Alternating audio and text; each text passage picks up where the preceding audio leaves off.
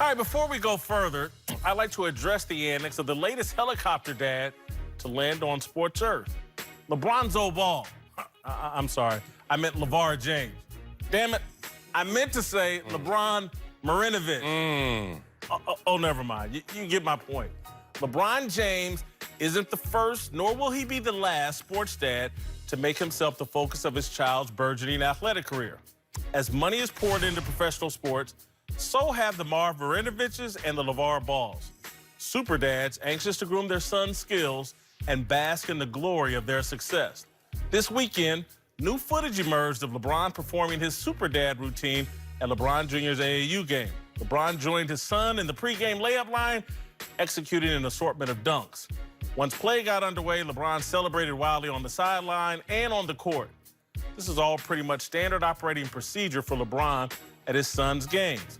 I'm sure someone has convinced LeBron that the subsequent viral videos are a good thing. In his mind, LeBron is making fatherhood cool and fun again. I disagree. LeBron is making a spectacle of himself, a circus of his son's early playing days, and using his son's game as yet another platform to build the LeBron social media brand. It's inappropriate. It points to how much fame has inevitably changed LeBron over the past decade. Fame is a drug more potent and dangerous than cocaine. LeBron is a fame and social media junkie. He moved to Los Angeles looking for a better high. In recent years, people have accused me of being a LeBron James hater. They say I've changed, that I used to defend James and his associates Maverick Carter and Rich Paul. I haven't changed. LeBron has. His antics at his son's AAU games illustrate my point. In 2008, in the second round of the playoffs, Boston Celtics forward Paul Pierce wrapped up James and tussled with him underneath the basket. LeBron James's mother stood up and started yelling at Paul Pierce. LeBron told his mother, "Sit your ass down." Some in the media criticized LeBron for speaking harshly to his mother. I defended LeBron. I applauded him for stopping his mother from making herself a spectacle during his game. Gloria James needed to control herself and conduct herself with a dignity that placed LeBron in the proper light. That's what parents, no matter how famous, should do. They should not allow their thirst for fame to distract from or exaggerate their child's performance. LeBron needs to follow the advice he gave his mom a decade ago. Sit your ass down. All right, Greg Jennings is back and joining the desk now. Fox Sports NBA analyst Matt Barnes. Oh, man. Marcellus, I'm going to start with you. Yes, sir. Does LeBron need to take a step back at his son's game? Okay. One step back, but not two. And I'm going to tell you why. I'm split on this one. Part of me, the way I parent, is I am going to be in the back. I'm going to let my son go out there, internally motivated, self-motivated, whatever sport he wants to go in, as long as it's great effort, unleash yourself, brother. But the way that we did it is not the way we need to do it. And I've learned and I've seen how it's all changed in terms of this noise, creating this kind of hysteria, its benefits, how it materializes and monetizes for a young athlete. Case in point, Zion. Zion came out. He was behind R.J. Barrett in all the scouting evaluations when he went to college. He didn't lead that way. Now, he played well, and R.J. Barrett played well, but you know what helped? Zion not only leap him, leap him, but beyond leaping him, become a brand to get the highest sneaker deal rookie history. You know what it was? The hype. So LeBron is smart. He's like, oh, I could just pour a little syrup, some of my hype, pour it onto my son, and watch what happens. The last video that LeBron posted of his son had 9 million views. I know you're going to say it's all social media, but I'm going to tell you this. A scout told Yahoo that if his son's name was Bronny Smith from Joplin, Missouri, he would not be on anyone's radar. Instead, he's getting 9 million views and already verbally committed to Duke. Look, as a dad, that's why I say take one step back. I wouldn't have done it, but you know what? I can see how it's making more noise, and it's going to turn into some money for this kid and opportunity. Yeah, I'm with you there. For me, I look at it two different ways. Number one, LeBron didn't have a dad to do this for him.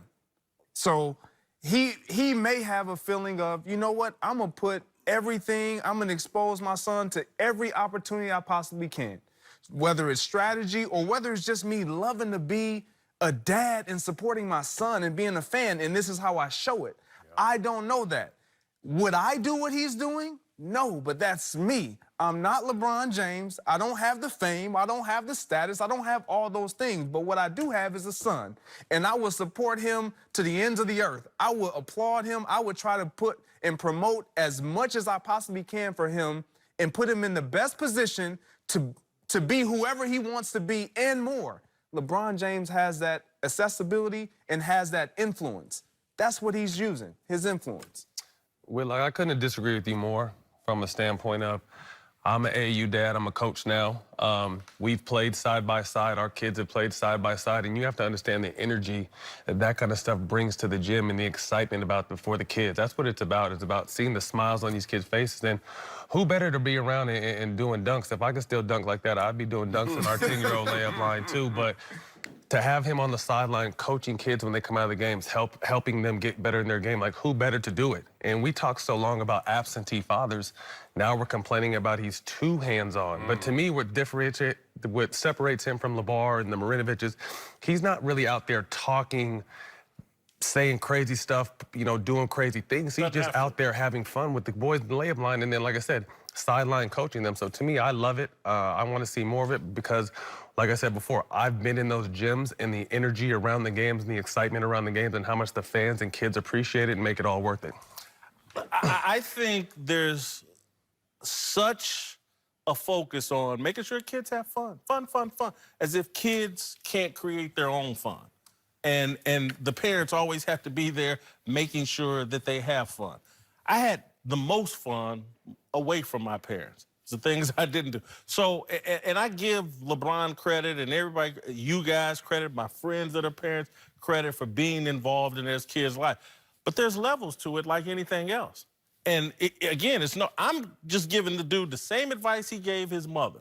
And if it was good enough for her, it's good enough for him.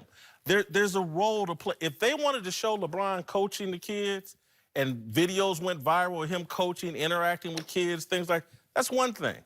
But this here is hey, look at me. This is the same thing as his mother making herself a part of LeBron's playing career, and LeBron at the time being aware enough, that's not your role. This is my platform. Sit down. Don't do anything that creates any controversy, any spectacle around me. He needs to do the same for his son. It's not calling him a bad dad. To mostly what it's called, I'm just telling you, this fame thing, we've all seen Hollywood. And the people that under that spotlight of Hollywood and celebrity, it changes them. And that's what I've seen in LeBron James. There's an addiction to social media and social media attention. And that's what's driving this, in my opinion. I would say because of perception, LeBron's in an impossible place in terms of showing his love, affection, as you said, for his son, and support. And what's that line to connect with your son? Where do you fall on that line? Am I doing too much? Am I not doing enough? Because there's a pressure. Let me ask you this, though, Marcellus. Yeah. Who does he need to show that love to? Us or his son? To his son. No, you're not understanding this. This is why it's perception. I go to the gym with my son and jump in the line with him because you know what? I'm just going to be a part of my son. Just like when my son say, hey, Daddy, let's race. Or my son's at practice, like, I've seen this. I've been in practice in 1984. And Daddy's is out there racing with us. Oh, I can beat you, boy. You can't beat me yet. And we like, yay. But the cameras weren't there. Right. So now LeBron's like, I didn't have that, and now I want to do that, but y'all want to take it and run with it? Right. What do I shy away from that? Or do I say, hey, that's the harsh reality? I think he would do the same thing, to your point, if the cameras weren't there. But the fact of the matter is, every time he steps out of his house, the cameras are going to be there. So why change your life just because people are filming? He's out there having fun with his kid. He didn't have that as a father. My father was kind of hit and miss, so I'm the same way. I'm an error on the side of too much love, too much fun for my kids. So instead of being an absentee father. If not, that makes you a prisoner of your own success. And damn, that's the worst place to be, but again, I don't think we have to create a proposition of like, either it's be an absentee dad or it's be over the top. Or it's, you know, to cross boundaries. So the standard of we're not talking about absentee fathers. LeBron's been married, he's involved with his kids. That's someone else's issue, it's not his. That's one thing. And then the other thing is, if his name were not LeBron James, if it was Laquan Smith, and we were all sitting at an AAU game, and Laquan Smith was out there, someone we didn't know, jumping on the court, celebrating with blah, blah, blah, I know the conversation we would be having. What's this dude doing? Wrong. He's doing too much. No. If he was dunking like that, I think people would still appreciate it. Yeah, and I give you facts. I mean, I ran track, and every single week, you know what event they would have in the middle of the track meet? The parents' relay. And all these parents would jump out there with the kids and pulling hamstrings in our uniforms, and we racing with them, and it was a thing. And you know what? It didn't turn sideways. Were you on the track at that time, or was that halftime if LeBron wants to do his dunk show? But that's before the game. It's still the same thing. It's not why the game's going on. He ain't jump in the game to get run. And we see him during the game on the court losing his shoe, doing all this.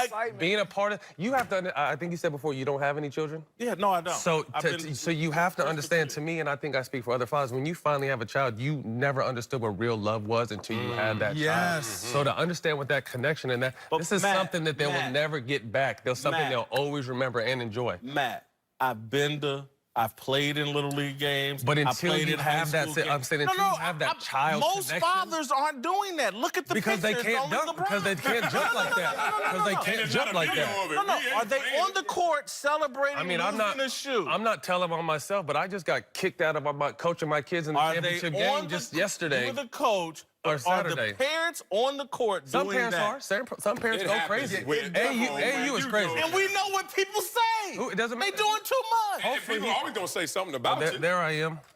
See, I got kicked out the game, and I had to coach from the hallway. But AU was real out here, man. And like I said, I love the fact that as busy as he is, he finds time to go to Vegas and be there. Because like I said, I know the kids he's coaching and touching and influencing. Who better to teach you and influence you than LeBron James? There's a bunch of other fathers doing it. And I just want to be clear. Greg Popovich is the best coach, not LeBron. There's a bunch of other people that Greg coach. Popovich is not going to be in Las Vegas taking time to talk to little kids like LeBron is. Just because he's the best player doesn't make him the best coach is my But I would rather listen to him than any other coach that's there. Put it that way. That's real. You know when you go into these classrooms with these kids, hey, I'm sitting here with a lawyer. Oh, okay, cool. I'm sitting there with a teacher. Oh, that's cute. But just as a parent. And then the athlete shows up, woof. You can contest to as a parent, too. I mean, we could tell our kids till they're blue in the face, but let Steph say it. Let LeBron say it. Let Travis Scott say it. And it's, oh, man, you know what I mean? So it's the same thing. And that's the problem. And you just pointed to the problem. It's part of life, though. No, it's part of life. You got to meet people where they are. It's part of life. You got to meet people where they are. It's an entertainment business. You think that even the opposing team, they're expecting LeBron James. They're playing Bronny James. They want to see I want to see LeBron. I want him to be there in the layup line, too. I want him to be at our games. I want him to be excited. Come on, man. You want to know why? Because they want to embarrass his son. They want him to be excited. There's a lot of pressure on Bronny James to keep it real.